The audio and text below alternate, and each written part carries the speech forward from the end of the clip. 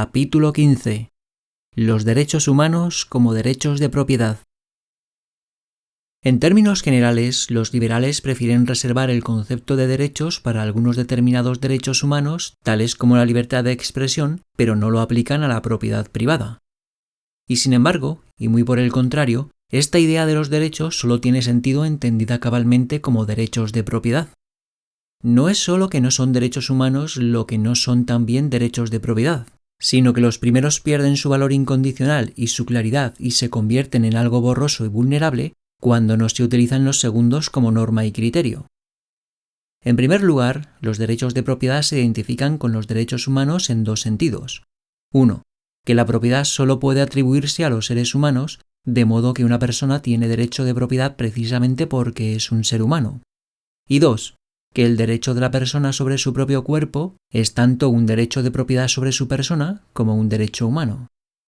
Pero lo que es aún más importante para nuestro análisis, cuando los derechos humanos no pueden traducirse en términos de derechos de propiedad, se tornan vagos e incluso contradictorios y empujan a los liberales a debilitarlos y situarlos del lado del interés público o del bien común.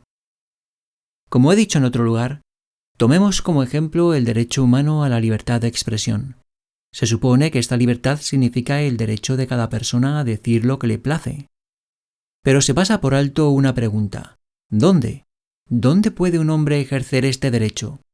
No ciertamente en una propiedad que deba comenzar por invadir. En suma, tiene este derecho solamente en su propiedad o en la de alguien que se lo permita mediante concesión o por contrato de alquiler. No existe, pues, de hecho, una cosa aparte llamada derecho de libre expresión. Es tan solo un derecho de propiedad del hombre, el derecho a hacer lo que quiere con sus posesiones o a concertar acuerdos voluntarios con otros poseedores de propiedades. Resumiendo, lo que las personas tienen no es un derecho a la libre expresión, sino el derecho a alquilar un local y dirigirse a la gente que cruza sus puertas. No tienen derecho a la libertad de prensa, sino a escribir o publicar un folleto y venderlo a quienes quieran libremente comprarlo, o a regalárselo a quienes quieran voluntariamente aceptarlo. Así pues, lo que tienen, en cada uno de estos casos, es derecho de propiedad, incluido el derecho de libre contrato y transferencia, que es parte constitutiva de los mencionados derechos de propiedad. No hay derechos de libre expresión o libertad de prensa extras más allá de los derechos de propiedad que una persona puede tener en cada caso concreto. Además, si se lleva a cabo el análisis en términos de derecho a la libertad de expresión en vez de derechos de propiedad, se genera una confusión y un debilitamiento del genuino concepto de derechos. El ejemplo más célebre es el de la aseveración del juez Holmes de que nadie tiene derecho a gritar falsamente fuego en un teatro atestado, de donde se deduce que no puede ser absoluto el derecho a la libre expresión, sino que se le debe atemperar y mitigar en virtud de consideraciones sobre el interés común. Pero si estudiamos el problema bajo el prisma de los derechos de propiedad, veremos que no es necesario atemperar en nada el carácter absoluto de los derechos. Cabe suponer que quien lanza el grito de ¡fuego! No es ni un cliente habitual ni el dueño del teatro. Si lo lanzara el propietario, estaría violando los derechos de propiedad de los espectadores al tranquilo disfrute de una representación para la que han comenzado por pagar el precio de entrada. Y si es un espectador, estará violando los derechos de propiedad tanto de los restantes espectadores de la función como los del propietario del local, porque no respeta los términos en que se le ha concedido la asistencia al espectáculo. Estos términos incluyen, con toda seguridad, la no violación de los derechos de propiedad del dueño del teatro y de los restantes espectadores, interrumpiendo la representación puesta en escena. En ambos casos se le puede perseguir como violador de derechos de propiedad. Podemos ver, pues, que si nos concentramos en los aspectos incluidos en los derechos de propiedad, el caso de Holmes no implica de modo alguno la necesidad de mitigar la naturaleza absoluta de los derechos de propiedad. El juez Hugo Black, conocido partidario absolutista de la libertad de expresión, puso en claro en una mordaz crítica al argumento de Holmes sobre el grito de «fuego» en un teatro atestado que su defensa de la libertad de expresión se fundamenta en los derechos de la propiedad privada. Afirmaba, en efecto, «Fui con usted al teatro la pasada noche. Me pasó por la cabeza la idea de que si nos pusiéramos a dar vueltas alrededor del escenario, dijéramos algo o no, podríamos ser detenidos. y a nadie se le habría ocurrido alegar que la primera enmienda garantiza a todos y cada uno de los ciudadanos el libre desplazamiento a cualquier lugar del mundo que se le antoje o a decir lo que desee. Comprar las entradas para una función de teatro no significa que compre también el derecho a hablar en el local. Tenemos en este país un sistema de propiedad protegido por la Constitución. Tenemos un sistema de propiedad que significa que una persona no tiene derecho a hacer lo que le plazca y donde le plazca. Me sentiría, por ejemplo, un tanto disgustado si alguien intentara entrar en mi casa para decirme que le asiste el derecho constitucional a pronunciar un discurso contra el Tribunal Supremo. Estoy de acuerdo en reconocer el derecho de los ciudadanos a hablar en contra del tribunal, pero no deseo que pronuncie su discurso precisamente en mi casa. Hay un admirable aforismo a propósito de este grito de fuego en un teatro de Estado. No necesita usted lanzar el grito para quedar detenido. Si una persona provoca un desorden allí, los demás le echarán fuera no por lo que ha gritado, sino porque ha gritado. Le echarán no por sus opiniones, sino porque piensan que no debe tener otras opiniones sino las que desean escuchar aquí. Y de ahí mi respuesta, no por lo que grita, sino porque grita. En este mismo sentido, el politólogo francés Bertrand de Jouvenel pedía, hace algunos años, una cierta temperación de la libertad de expresión y de reunión a través de lo que él denominaba el problema del presidente. Es decir, el problema de asignar tiempo y espacio en una reunión o en un periódico o ante los micrófonos cuando los escritores o los oradores creen poder acogerse a la libertad de expresión para utilizar este medio. Lo que Jouvenel contemplaba era nuestra solución a su problema del presidente, refundiendo el concepto de derechos en términos de derechos de propiedad más que en los de libertad de expresión o de reunión. En primer lugar, podemos observar que en cada uno de los ejemplos de Jouvenel, es decir, un hombre que asiste a una asamblea, o escribe una carta al director de un periódico, o que desea intervenir en una discusión radiofónica, el escaso tiempo o escaso espacio que se ofrece es libre en el sentido de que no cuesta dinero. Y esto nos lleva al centro mismo de lo que en economía se denomina problema de la racionalización. Se trata de asignar un recurso escaso y valioso, ya se trate del tiempo en la tribuna o ante el micrófono, o del espacio en la página de un periódico. Dado que el uso del recurso es libre, sin costes, la demanda de este tiempo o de este espacio supera con mucho a la oferta y deben, por consiguiente, ponerse en marcha mecanismos de distribución de esta escasez. Como en todos los casos de escasez y de colas para la compra a causa de precios bajos o nulos, los demandantes insatisfechos experimentan un sentimiento de frustración y de resentimiento al no poder usar un recurso al que se creen con derecho. Si no se asigna un recurso escaso por la vía de los precios, sus propietarios tendrán que recurrir a otros métodos de asignación. Obsérvese que todos los casos aducidos por de Jouvenel podrían solucionarse mediante el sistema de precios si tal es la voluntad del propietario.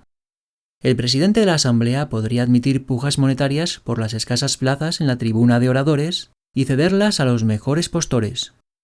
Y lo mismo podría hacer el propietario de una emisora de radio respecto de quienes desean intervenir en la discusión de un programa. En realidad, esto es lo que hacen cuando venden espacios radiofónicos a sus patrocinadores.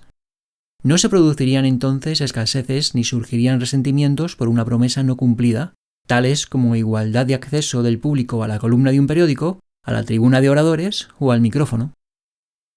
Pero yendo más allá de la cuestión de los precios, subyace aquí un problema más profundo en el sentido de que ya sea vía precios o en virtud de cualquier otro criterio, en todos los casos es siempre el propietario quien debe asignar el recurso. Es el dueño de la emisora o del programa, o sus agentes, quien alquila o regala el tiempo del modo que quiere. Y es el propietario del periódico o su director responsable quien asigna el espacio para las cartas de los lectores del modo que estime conveniente. Y es el propietario de la asamblea o la persona a la que designa como presidente quien distribuye el tiempo en la tribuna según su personal decisión. El hecho de que sea, en definitiva, el propietario de los recursos quien les asigna un destino concreto nos da la clave para la correcta solución del problema del presidente expuesto por de Jouvenel.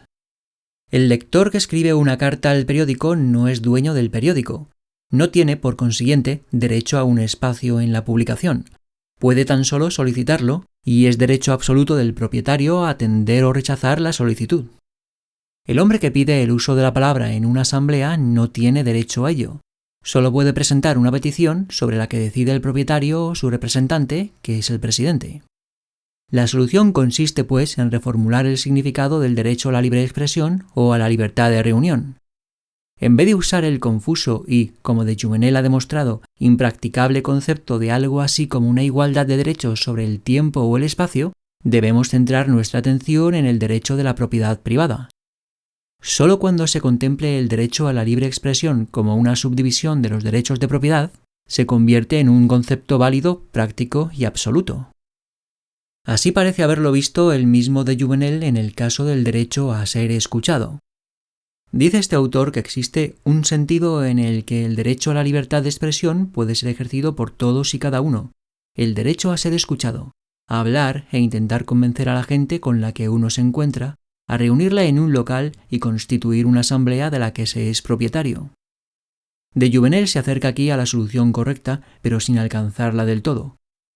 Lo que en realidad nos dice es que el derecho a la libre expresión solo es válido y ejercitable cuando se le utiliza en el sentido de derecho a hablar a la gente, de tratar de persuadirles, de alquilar un local y dirigirse a los ciudadanos que quieran escucharle, etc. Pero este sentido del derecho a la libertad de expresión es, de hecho, parte constitutiva del derecho general de la persona a su propiedad. Y en el supuesto, obviamente, de que no olvidemos que las restantes personas tienen el derecho a no escuchar si no lo desean.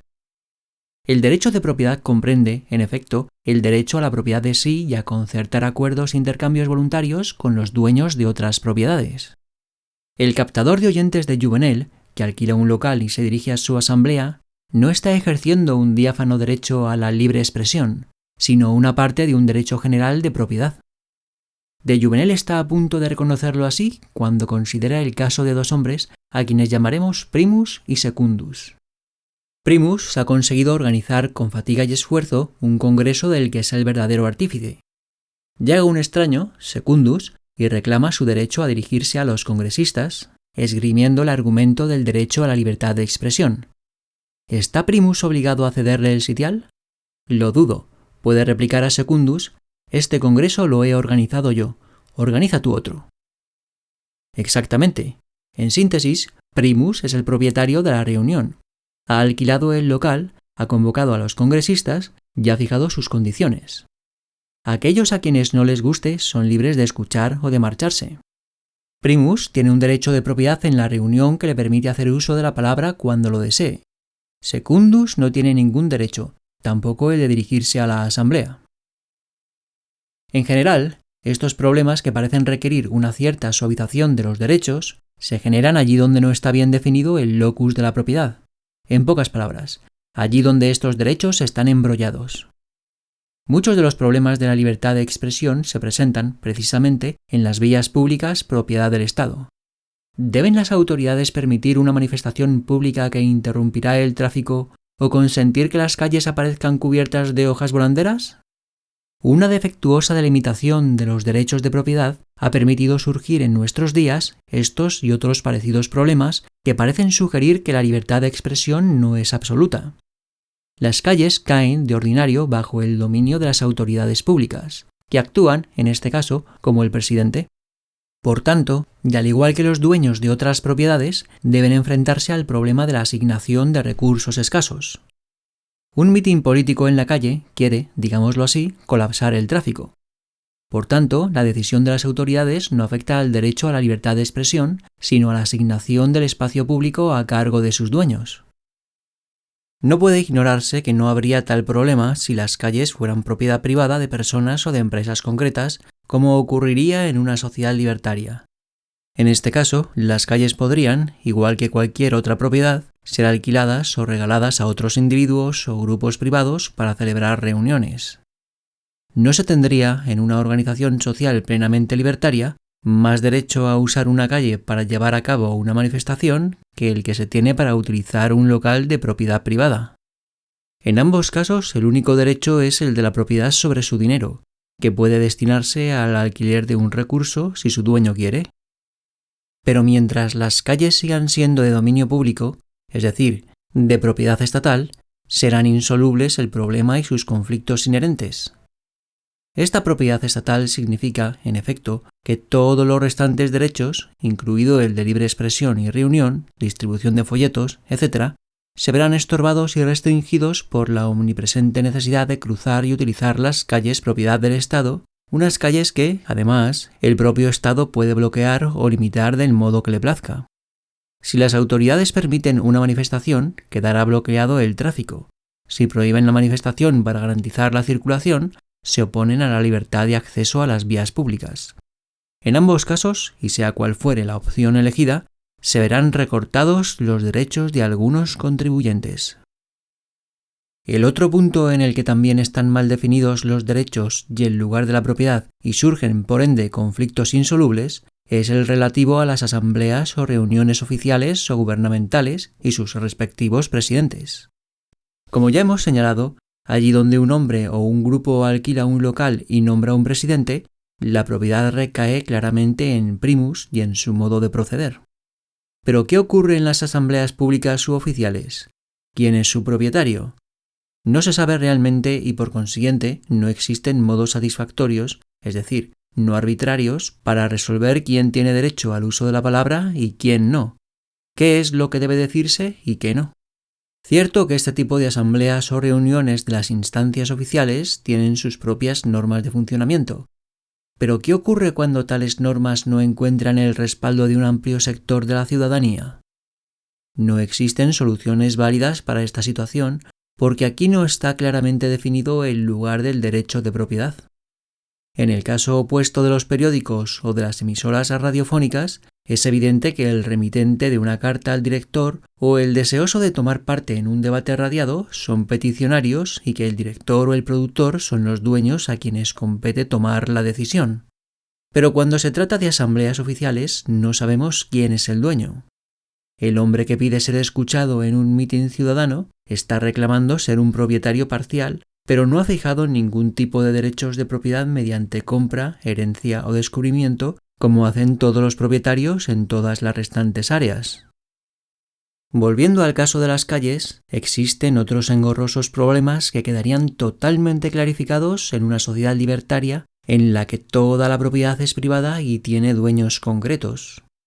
En la sociedad actual, por ejemplo, se registra un permanente conflicto entre el derecho de los contribuyentes a tener acceso a las calles de titularidad pública y los deseos de los residentes de disfrutar de un entorno urbano tranquilo, sin presencias tenidas por indeseables. En la ciudad de Nueva York se están dando actualmente presiones neuróticas por parte de los vecinos de algunas zonas para impedir que McDonald's abra establecimientos de comidas en su área y más de una vez han conseguido utilizar el poder municipal para impedir que se instalen estos centros en sus barrios. Hay aquí, por supuesto, claras violaciones de derechos de McDonald's sobre las propiedades que ha comprado, pero los residentes tienen un punto a favor: la suciedad y la presencia de elementos poco recomendables en las calles atraídos por los establecimientos de comidas McDonald's. En síntesis, lo que los residentes cuestionan no es el derecho de propiedad de McDonald's, sino lo que ellos consideran un mal uso de las calles de dominio público. Ahora bien, es seguro que estos elementos poco recomendables tienen, como contribuyentes y como ciudadanos, derecho a pasear por esas calles y, naturalmente, a reunirse en ellas, si así lo desean, con independencia de los establecimientos McDonald's. En la sociedad libertaria, en la que las calles serían de titularidad privada, el conflicto se resolvería sin violación alguna de los derechos de propiedad de nadie. Los propietarios de las calles decidirían quiénes pueden acceder a ellas y qué indeseables deberían quedar excluidos si los dueños así lo quieren. Los propietarios decididos a mantener alejados a los indeseables tendrían que pagar, por supuesto, un precio compuesto por varios factores. 1. El de los salarios entregados a los vigilantes. 2. El de la reducción de ganancias de los establecimientos comerciales de su zona. Y 3. El de la disminución de las visitas a sus hogares. La sociedad libertaria establecería, como es lógico, diversas pautas de circulación, con algunas calles y sectores abiertas a todos los ciudadanos y otras con diferentes niveles de acceso restringido. La propiedad privada de las calles resolvería también el problema del derecho humano a la libertad de inmigración. No analizamos aquí el tema de las barreras puestas a la inmigración, ni tampoco del derecho humano a emigrar, sino de los derechos de los dueños de las propiedades a venderlas o alquilarlas a los inmigrantes. ¿Cómo puede haber un derecho humano a emigrar a la propiedad de alguien que nadie tiene derecho a dañar? En resumen, si Primus quiere emigrar del país que sea a los Estados Unidos, no podemos afirmar que le asiste un derecho absoluto a asentarse en cualquier zona, porque podría ocurrir que sus propietarios no deseen que se instale en ella. Por otra parte, puede haber, y sin duda los hay, otros propietarios deseosos de aprovechar la oportunidad de alquilar o vender sus posesiones a Primus, y la legislación actual invade sus derechos si se lo impide. La sociedad libertaria podría resolver en su totalidad el problema de la inmigración aplicando la matriz de los derechos absolutos de propiedad. La gente solo tiene en definitiva el derecho a desplazarse a las tierras y propiedades que sus dueños quieran venderles o alquilarles. En una sociedad libre solo tendrían, en un primer momento, derecho a recorrer las calles cuyos propietarios se lo permitan y alojarse en casas cuyos dueños les quisieran vender o arrendar. También aquí, y exactamente igual que en el caso de la circulación diaria por las calles, surgirían sin duda diversos y variables esquemas de acceso a la inmigración.